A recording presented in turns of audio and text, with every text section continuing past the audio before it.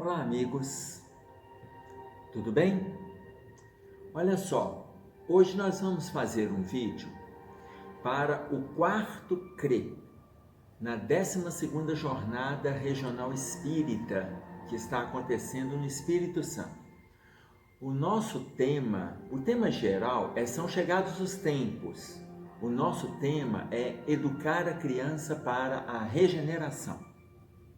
Mas antes de abordarmos especificamente dentro do tema, nós vamos fazer algumas reflexões.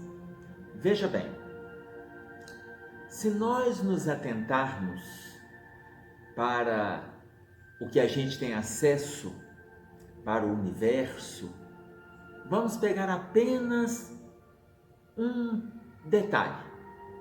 A nossa galáxia, ela tem centenas de bilhões de estrelas.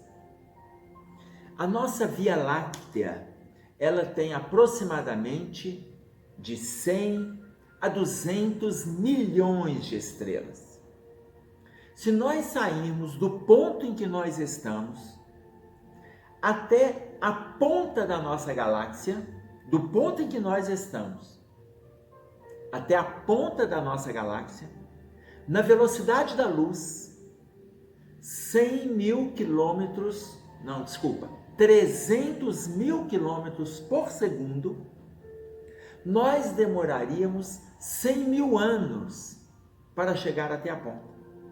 Se sairmos de onde a gente está, na velocidade da luz, 300 mil quilômetros por segundo, nós demoraríamos 100 mil anos para chegar na ponta. Só para entender um pouquinho do que significa o tamanho da nossa galáxia. Então veja bem, o Chico, conversando com Emmanuel, ele pediu a Emmanuel que Emmanuel o apresentasse Deus. E aí Emmanuel falou com ele assim: meu filho, é o que está no Livro dos Espíritos. A inteligência suprema, causa primária de todas as coisas. Aí o Chico falou com ele: não, mas eu queria algo mais, para eu passar para as criaturas, para além da resposta que está no Livro dos Espíritos. Aí o Emmanuel disse para ele assim: então me acompanhe que eu vou te apresentar Deus. Chico já estava morando em Uberaba. O Chico foi se desdobrando e foi acompanhando Emmanuel. E aí ele viu Uberaba, depois ele viu o Triângulo e continuando a acompanhar Emmanuel. Aí ele se afasta um pouco, ele vê Brasília, e aí ele sai, ele vê o Brasil, e depois ele vê a Terra e continua acompanhando Emmanuel. Aí ele vê a Terra ficando pequenininha, e aí ele vê o Sol, depois ele vai saindo do sistema, continua acompanhando Emmanuel, e aí ele se afasta e vê o sistema pequeno, e vê o nosso sistema solar, envolvido por uma nebulosa, depois o sistema solar desaparece, e ele vê aquela nebulosa envolvida por uma outra nebulosa, aí ele chama por Emmanuel e fala com ele assim: eu estou cansado, quero voltar. Aí o Emmanuel fala com ele assim: mas eu ainda não comecei a te apresentar Deus. Não, mas já está bom, eu quero voltar. E aí ele volta, ele fala: senti saudade do meu cafezinho lá em Uberaba. E aí ele volta.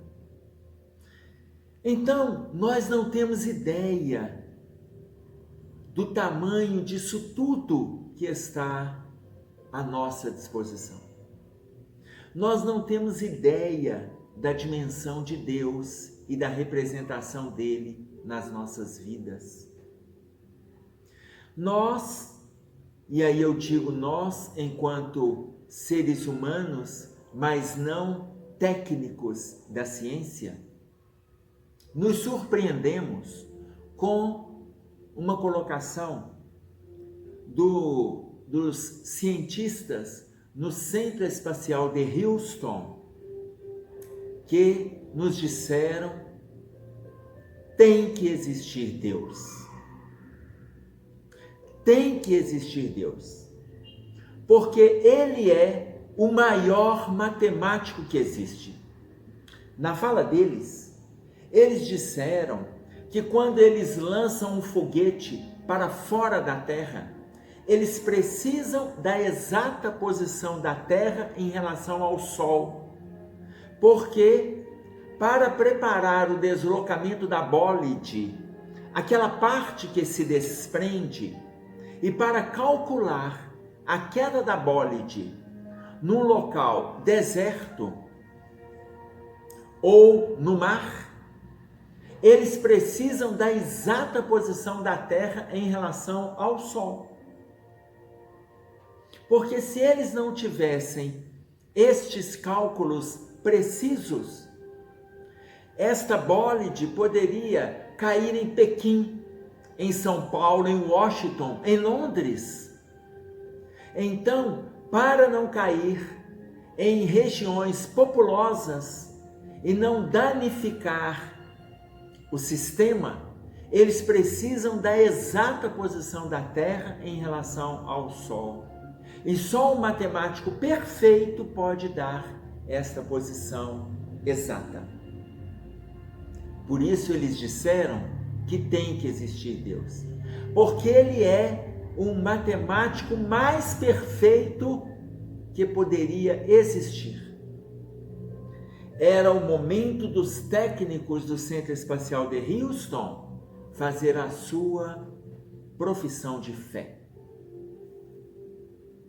Mas se nós sairmos desse movimento aonde as novas bibliografias já não usam mais o termo universo, e sim multiverso, por causa da expansão, por causa da dimensão, nós vamos trazer para perto da gente e conhecer um pouco da nossa estrutura.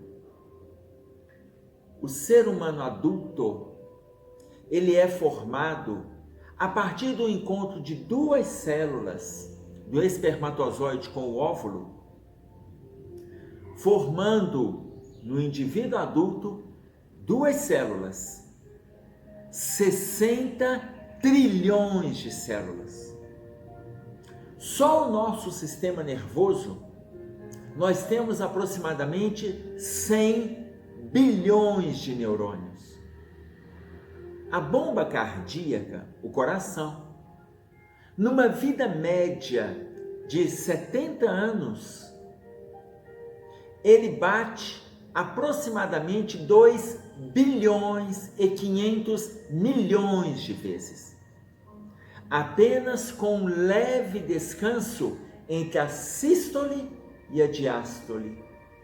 Naquele movimento da troca sanguínea, quando o coração faz o movimento de sístole e o relaxamento da diástole, a sístole e a diástole. Só esse momento que ele dá um leve descanso.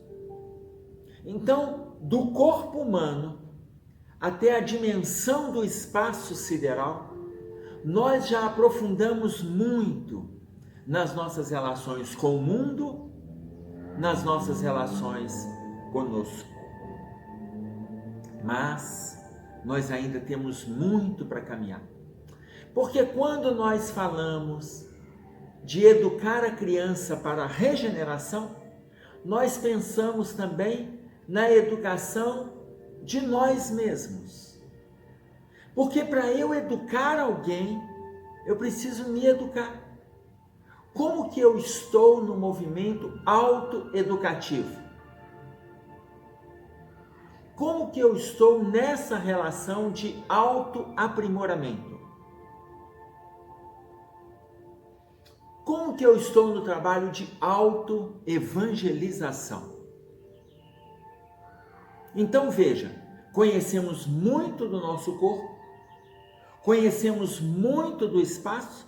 Quando eu citei os exemplos iniciais, era apenas para nós nos nortearmos sobre o tanto que a gente tem avançado, mas a gente ainda tem muito a avançar nessa área. Porque veja, a palavra educação, ela vem do grego educiere, que significa desenvolver um potencial. Imaginem vocês que nós temos muito para desenvolvermos, mas imagine um movimento autoeducativo. Desenvolva o potencial que há em você. Desenvolva o potencial interno.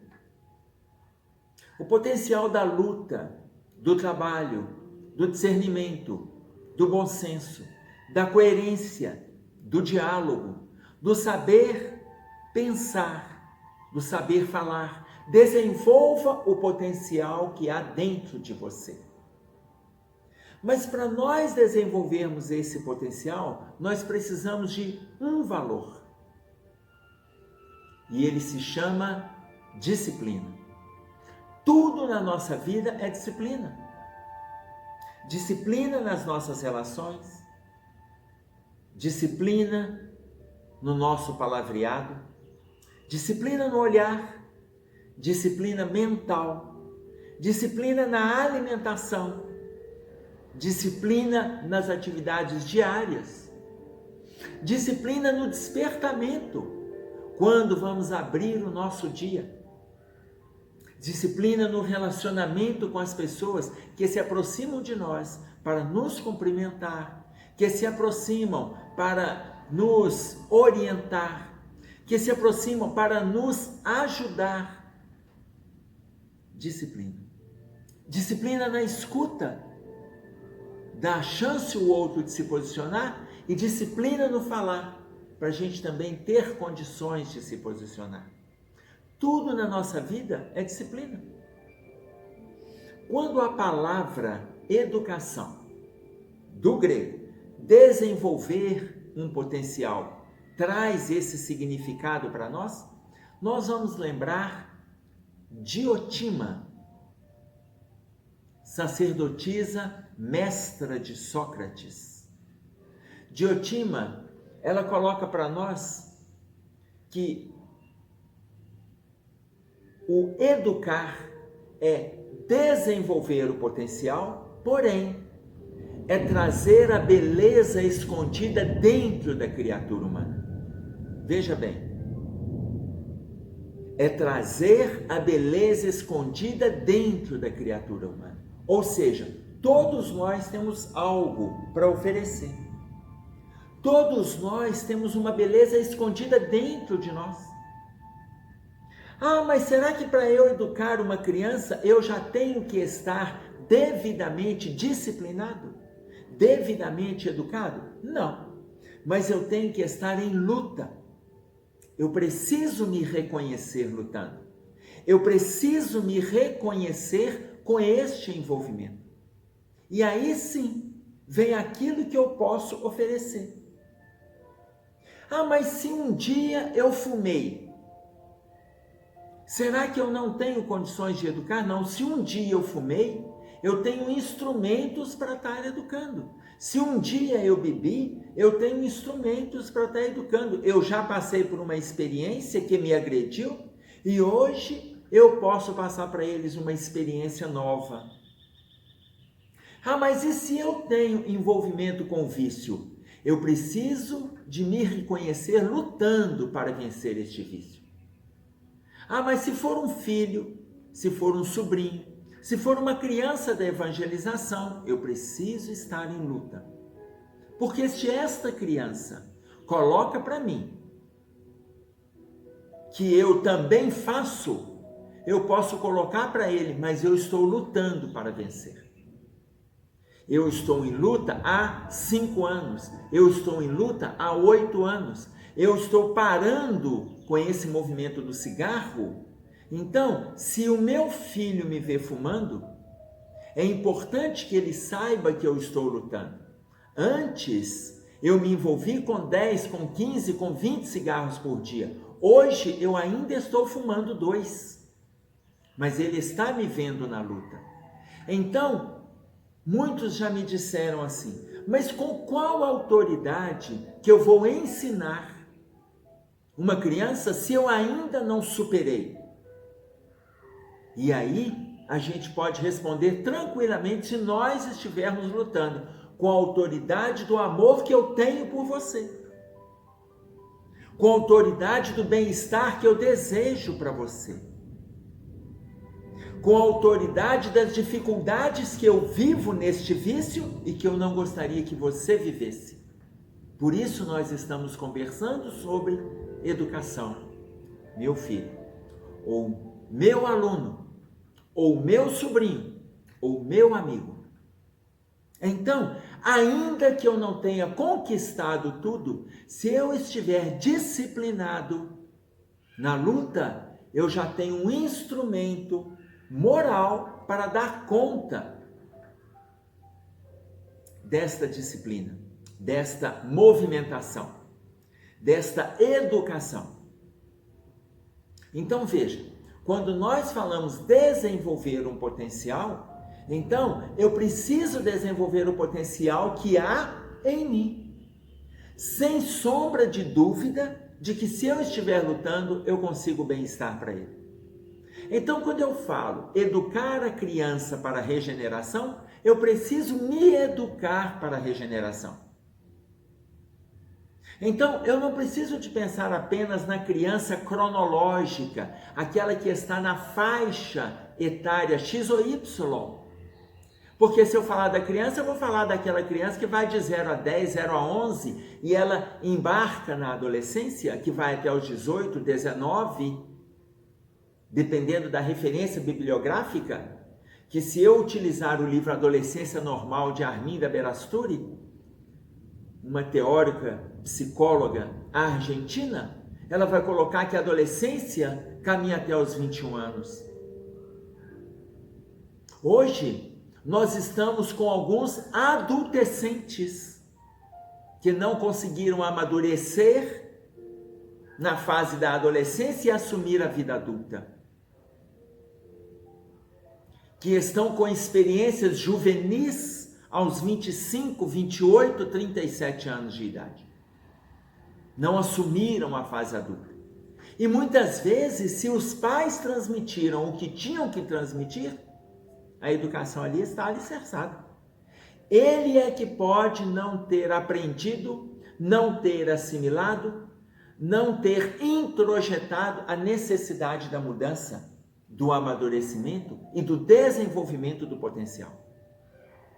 Então, quando nós falamos em educação, nós estamos falando de autoeducação. Quando eu falo de educação da criança, eu falo da criança, mas eu falo da criança íntima que nós estamos carregando. Quando falo da educação da criança para a regeneração, estamos fazendo movimentos novos de mudança, abraçando uma era nova, abraçando um perfil novo. Palavra de ordem. Atenção, que nós vamos deixar essa palavra aqui no quadro.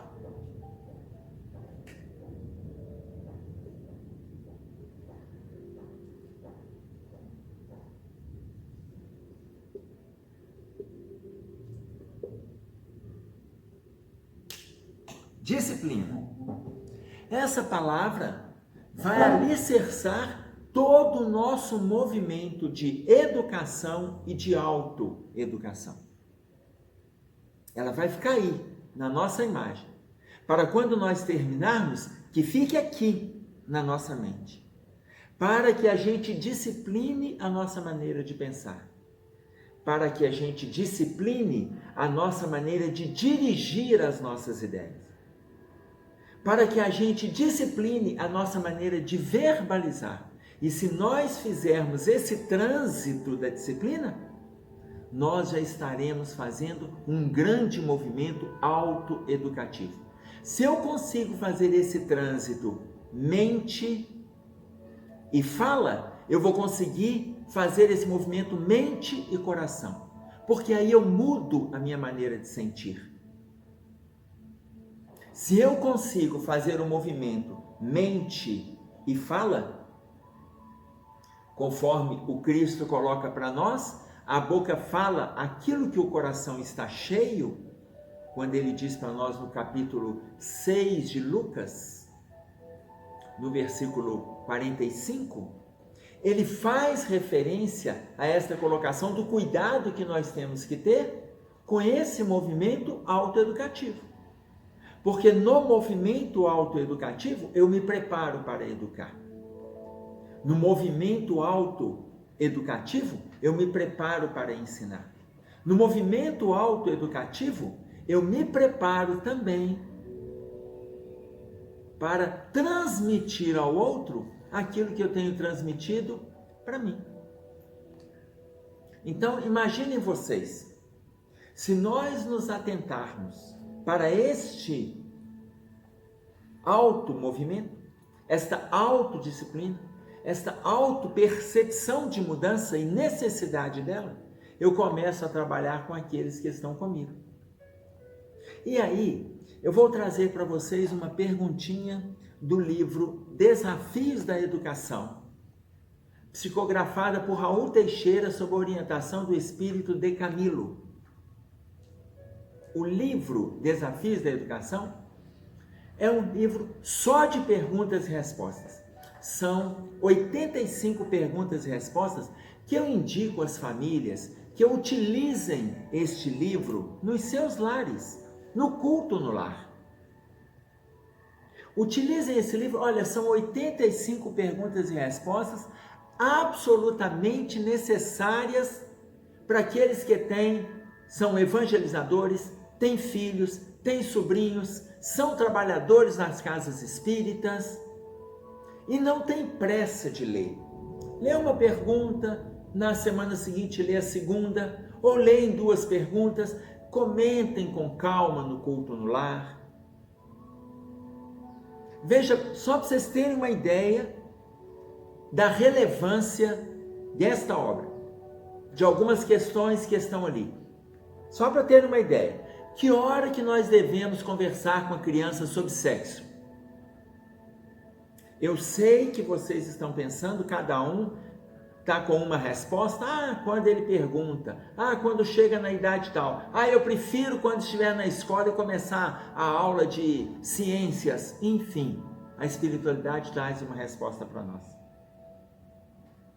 Como lidar? Outra pergunta. Como lidar com namorados ou namoradas nas dependências da própria casa? Com os nossos filhos que querem trazer seus namorados ou namoradas para dormirem na nossa casa? Como lidar com a filha adolescente que engravida? Como lidar com a dependência de álcool e droga dentro da nossa casa? Quando o nosso filho nos fala do seu posicionamento homossexual, como lidar com isso? Como lidar com a educação da criança especial na casa espírita? Veja, quantas perguntas estão ali. Então vou pegar um outro exemplo. Como lidar com a frequência dos casais? É a pergunta de número 38. Como lidar com a frequência dos casais nos motéis? Casais espíritas nos motéis. Eu sei que eu estou estimulando a curiosidade de vocês e vocês estão assim, mas você não vai responder isso tudo não? Não. Vocês vão adquirir o livro e começar a estudar no culto no lar. Por que isso? Porque ele vai suscitar uma série de questionamentos. Ele vai movimentar uma série de observações. Então, imaginem vocês, são várias questões que estão ali, que serve para nós trabalharmos este movimento de autocrescimento, de autoeducação e de educação daqueles que estão conosco. Mas a pergunta de número 21, ele coloca para nós assim: como lidar com filhos de espíritas que não se interessam pela doutrina espírita? Olha a pergunta que o Raul Teixeira faz para o espírito de Camilo no livro Desafios da Educação. Como lidar com filhos de espíritas que não se interessam pela doutrina espírita? Então, imaginem vocês. Camilo traz a seguinte resposta: comecemos pelo pressuposto de que o desinteresse não é dos pais. Olha a importância de nós fazermos movimentos disciplinados de mudança. Então, o Camilo já coloca, partindo do pressuposto de que o desinteresse não é nosso enquanto adultos. Porque se os pais só vão na evangelização quando não tem nada para fazer em casa, se os pais só vão na evangelização quando não tem um lazer, quando não tem um clube, quando não tem um jogo de futebol, quando não tem uma reunião de família, se os pais têm uma série de motivos para não frequentarem a evangelização, para não trazerem os filhos para a evangelização, para não estimularem os filhos à evangelização, porque os pais colocam tudo como sendo motivações, prioridades. Como estimular os filhos?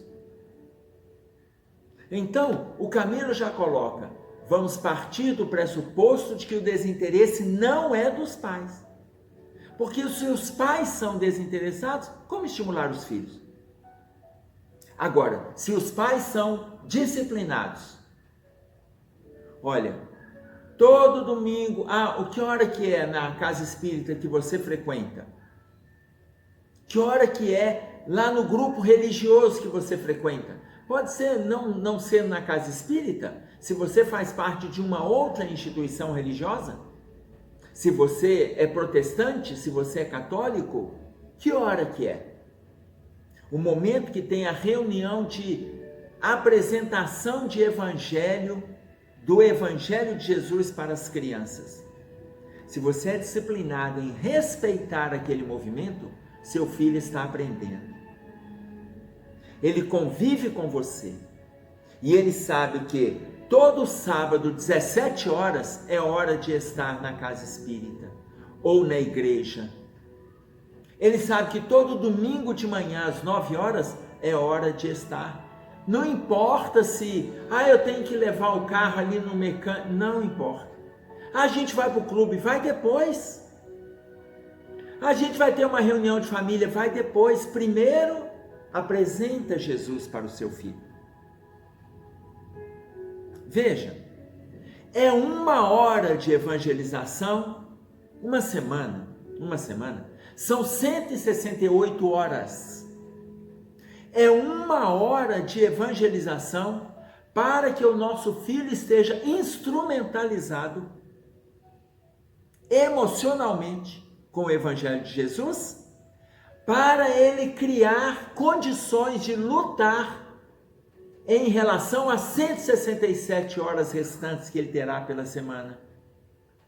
Quando as forças estiverem se esvaindo, novamente chegou a evangelização, e ele vai escutar o Evangelho de Jesus, e ele vai se instrumentalizar de novo, ele vai tomar o passe coletivo, ele vai escutar uma parábola, ele vai ver as observações do evangelizador ou da evangelizadora, e ali ele sai renovado para enfrentar as 167 horas restantes, os desafios na escola, os desafios na vida pública, os desafios no lar, nos conflitos familiares, no mal-estar que acontece em toda família, porque toda família tem dificuldades.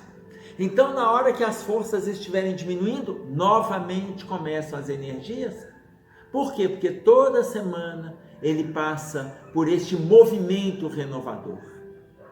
Então, educar para a regeneração significa preparar para as situações que vão para além dos muros da instituição religiosa e para nós, no caso, para além dos muros da casa espírita. Para eu fazer este movimento, disciplina. Mas para eu aplicar essa disciplina, interesse. E aí o que o Camilo coloca para nós? Vamos partir do pressuposto de que o desinteresse não vem dos pais. Não vem dos pais. Então, se eu estou interessado em passar o Evangelho para os meus filhos, eu tenho que ter disciplina. Eu tenho que assumir essa coerência na escolha. É importante que eu fale, mas é importante que eu faça. Porque quando eu falo, eu já passei pelo movimento reflexivo. Quando eu falo, eu já passei pelo movimento emocional, pois a boca fala aquilo que o coração está cheio. Então, se eu passei por este movimento e estou verbalizando, eu vou caminhar com ele porque eu estou agindo. Disciplina.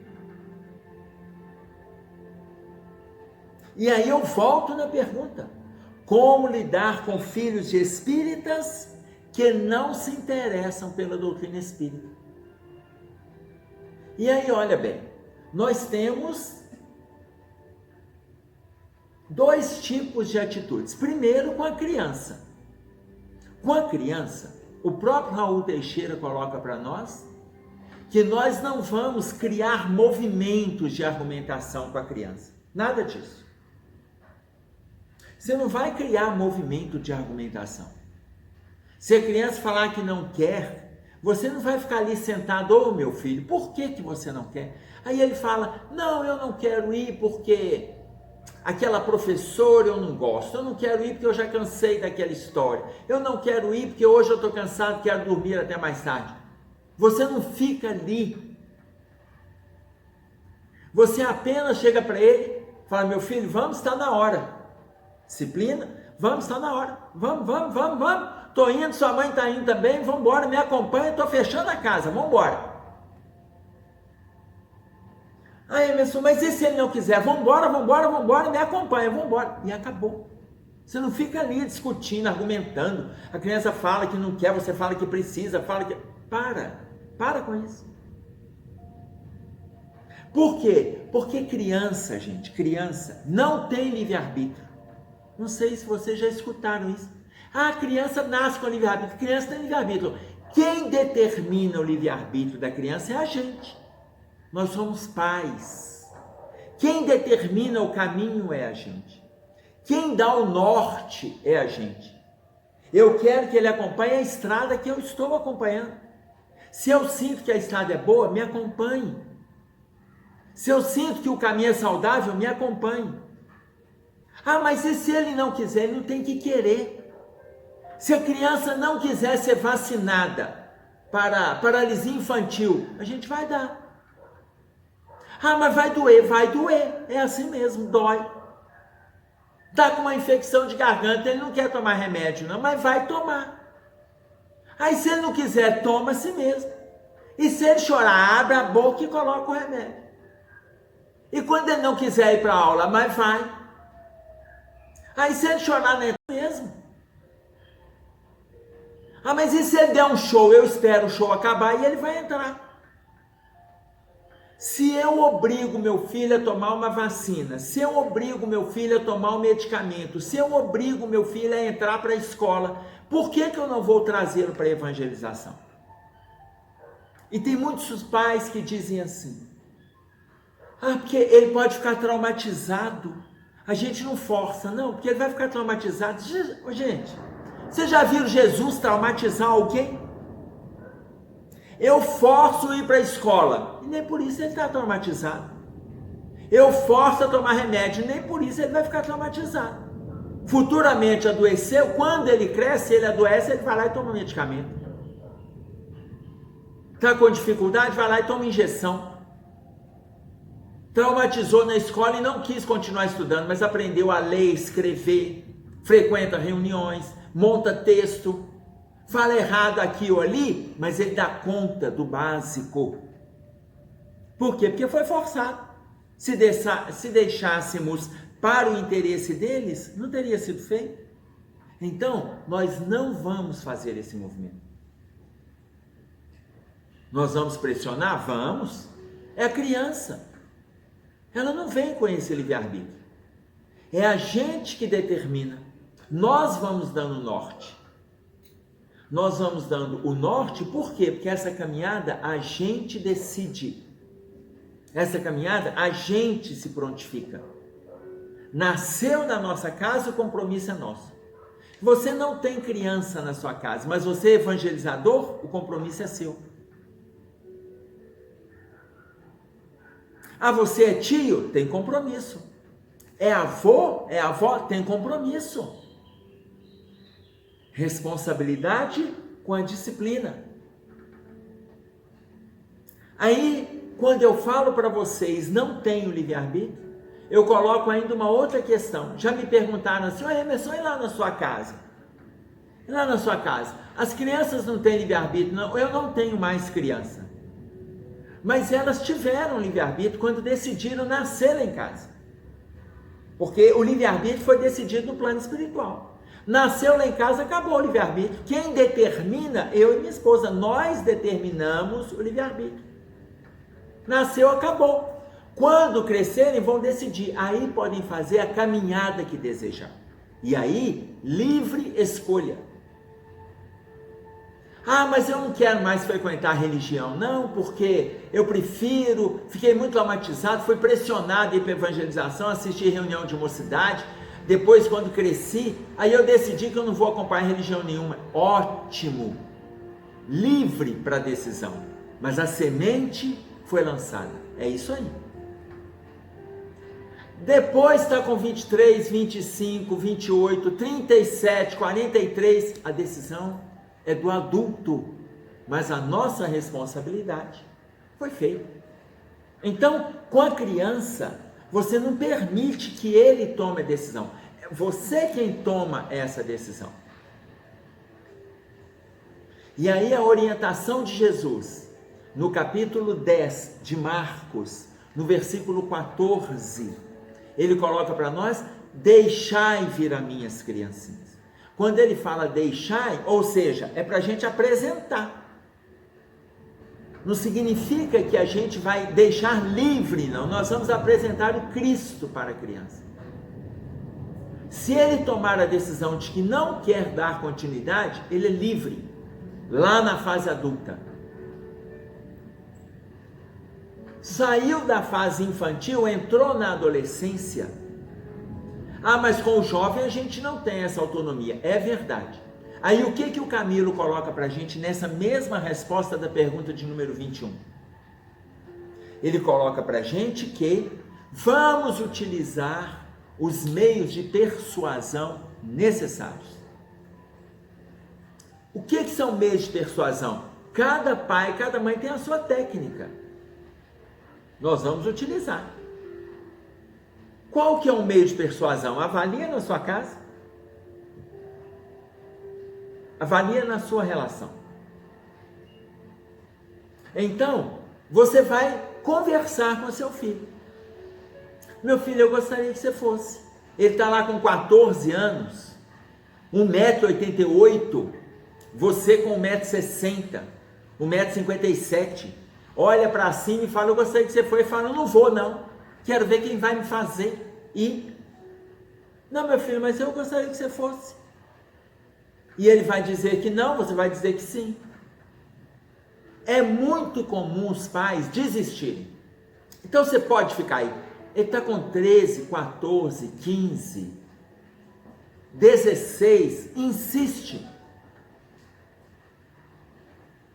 Ah, Emerson, mas aí a gente vai comprar um mal-estar? Não, você só vai convidar. Mas e se ele falar que ele não quer vir? Você insiste. Vão, meu filho, vão comigo. Não, não vou não. Vamos, meu filho, vão comigo. Eu não quero assistir aquela reunião de mocidade. Então vem comigo na reunião pública. Você está com 15 anos. Você está com 16 anos. Não, não quero assistir aquela palestra. Vão, meu filho. E aí você insiste 1, 2, 3. Ele nega 1, 2, 3. Mas ele vai se irritar de tanto você insistir. Você vai insistir sem aumentar o tom de voz. Você vai insistir sem ameaçar. Aí na hora que ele, depois de você insistir 1, 2, 3, 4, ele vai falar assim, por que você quer que eu vá? O interesse é seu. Aí você vai responder para ele assim, porque nós estávamos esperando esta pergunta. E pode ficar tranquilo que ele vai te fazer essa pergunta. Ele vai te fazer. Na hora que ele te fizer essa pergunta, você vai falar assim, porque tem uma série de coisas que eu faço para você e que eu nem gosto, mas eu te atendo. Por que você não pode me atender naquilo que eu te peço? Pronto. Aí o filho vai falar assim, chantagem agora. Você vai falar, chantagem não, condição. A vida é feita de condições. Eu faço, eu recebo. Se eu não faço, eu não recebo. E aí os filhos mais ousados, os adolescentes, chegam e falam assim, o que você faz para mim? Aí você responde para ele, olha meu filho, tirando a parte do nascimento, porque quem trouxe o espermatozoide para você se tornar ser humano fui eu, tirando essa parte. Aquele show que você foi há 2 semanas atrás, eu nem queria que você fosse, mas quem pagou fui eu. Aquele aniversário que você está querendo ir daqui a 3 semanas, eu nem gostaria de te levar, mas quem vai te levar sou eu. E levo você com amigos, ou levo você com a namorada, ou levo você com seus primos. Então, uma série de coisas que é do seu desejo, eu faço. Por que você também não pode fazer? Quer dizer então que vai continuar com essa chantagem? Como eu te disse, não é chantagem, é condição. Eu trabalho, no final do mês, meu patrão me paga. Se eu não for trabalhar, meu patrão não vai me pagar. É a condição para eu receber, é eu trabalhar. A condição para eu te atender é você me atender. A vida, ela é feita de condições. Você chama de chantagem, mas a vida é feita de condições. Mas se o filho não te atender, você fala assim, mas mesmo assim, então se você não for, meu filho, eu não preciso de te atender no próximo aniversário que você gostaria de ir. E aí, ele pode vir emburrado, mas ele vem. Porque ele ainda é menor, porque a responsabilidade é sua. Veja, quando eu estou dando exemplo para vocês, da vida ser feita de condições, quem coloca isso para nós é Clarencio, no capítulo 13 do livro Nosso Lar. Vocês vão lembrar daquela senhora que vai conversar com Clarencio e pede a ele para visitar os 2 filhos que ela tem aqui na terra. E aí ele pergunta para ela, quantos bônus hora a senhora tem em seu favor para que eu te atenda? E aí ela responde, 304 bônus hora. E aí olha a fala de Clarencio. Tem 6 anos que a senhora foi resgatada das zonas de sofrimento, e nestes 6 anos a senhora só ofereceu 304 horas de trabalho para a colônia? Gente, façam as contas. Ela trabalhou uma média de 50 a 55 horas por ano. Em 6 anos que ela foi resgatada das zonas de sofrimento. E aí ela começa a colocar as dificuldades que ela teve. E ela foi largando as tarefas. Clarencio ofereceu para ela 4 locais de trabalho, ministérios diferentes, atividades diferentes, e ela não se adaptou em nenhuma. Depois da última, ela já não falou nada com Clarencio, ela sozinha se recolheu aos campos de repouso. E aí, olha a fala do Clarencio, olha a fala dele: quem não coopera não recebe cooperação. Veja, vou anotar.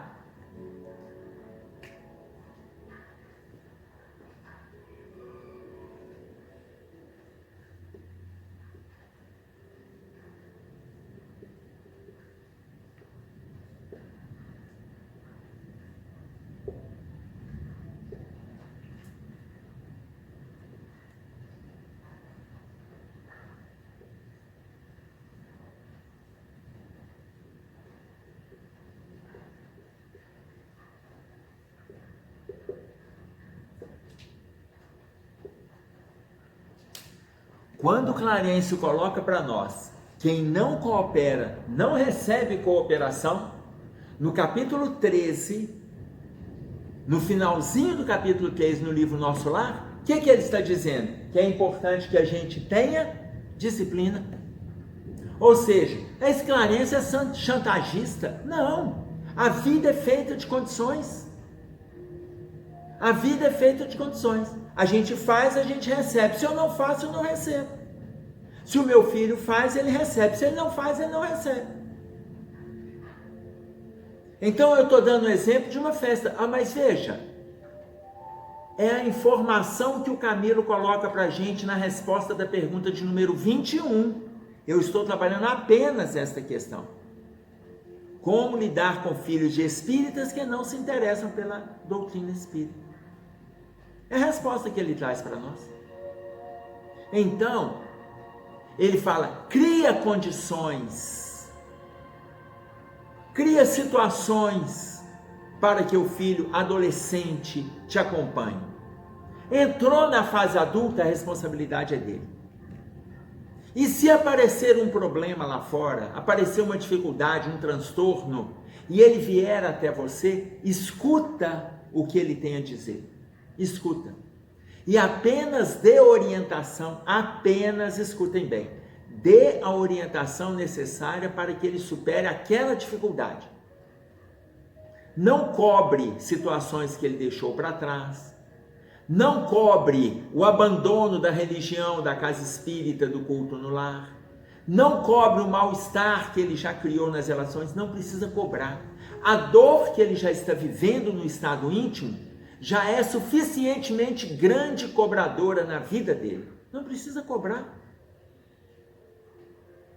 Porque essa frase, se vocês não lembrarem o nome da nossa palestra hoje, que é a educação da criança na regeneração, se não lembrar o meu nome, se não souberem que estamos falando em nome do quarto CRE do Conselho Regional Espírita, guardem essa frase para o resto da vida de vocês.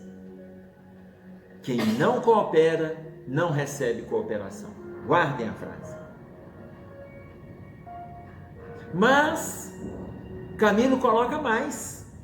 Dei o exemplo da criança, do jovem, e aí ele coloca, se ainda assim o seu filho não se interessar, se ainda assim a criança que você está cuidando não se interessar, o jovem que você está zelando não se interessar, cuidem para que tenha uma vida saudável.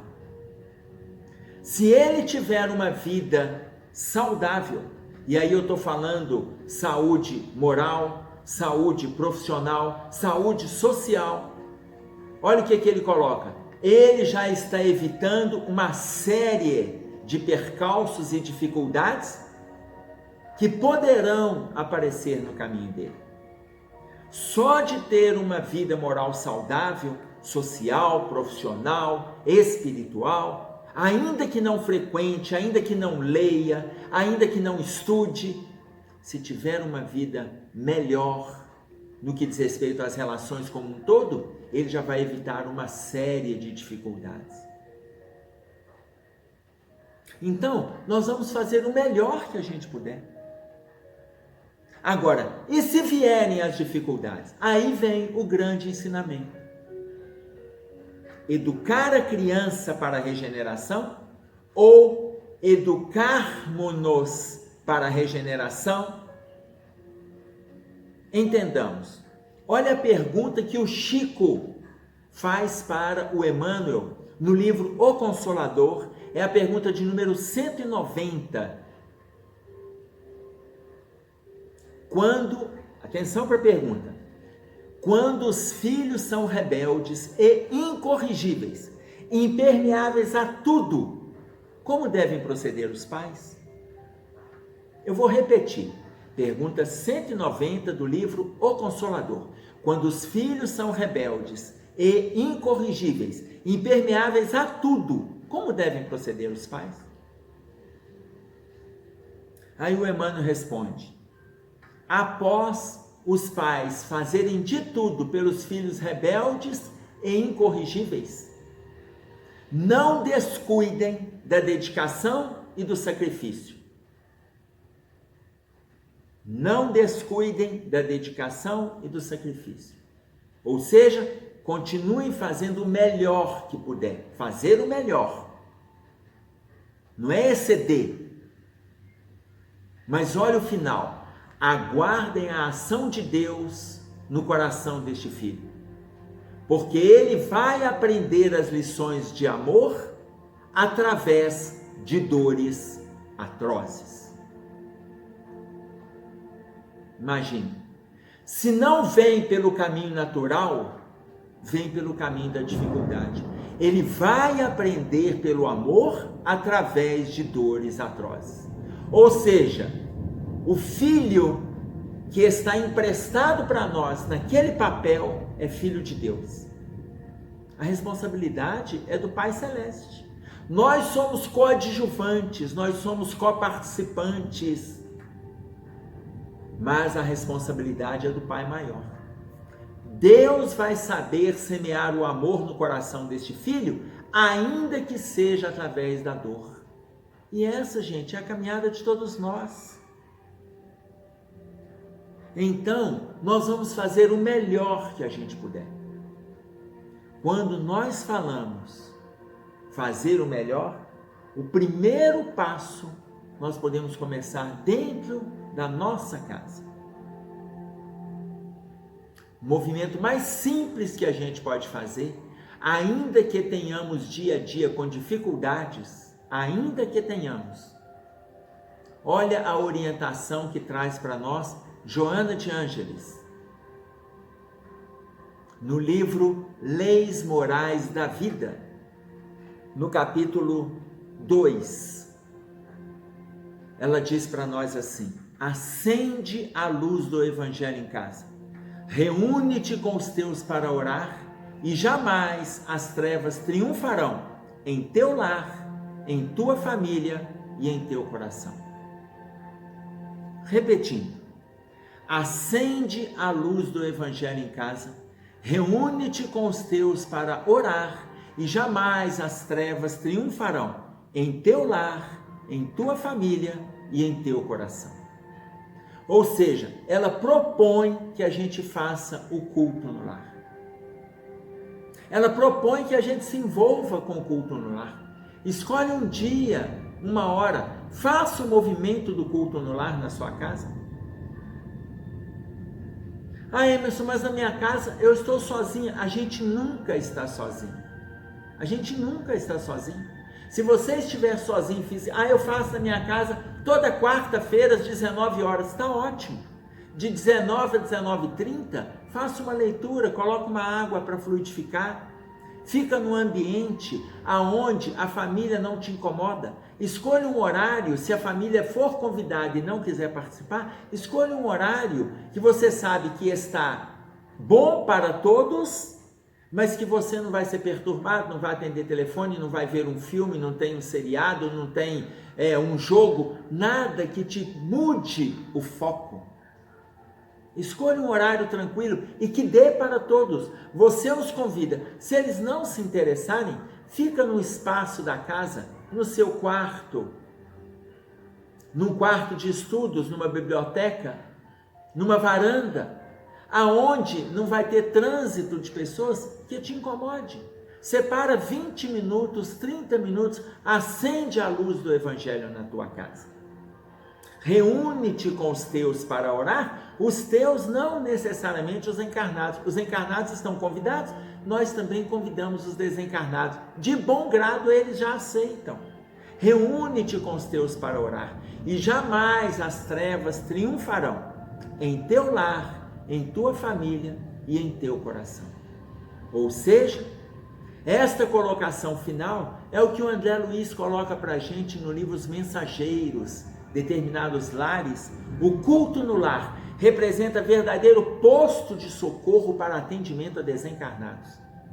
Determinadas entidades são trazidas na hora do culto para receber orientação, esclarecimento, alívio, conforto, da mesma forma que nós também somos aliviados no momento que a gente assenta, lê uma página esclarecedora e aprendemos com o Evangelho de Jesus, no qual vem sendo traduzido, dissecado pelos mentores espirituais que compartilham conosco esse movimento reencarnatório. Então, façamos o melhor que a gente puder nesse movimento educativo.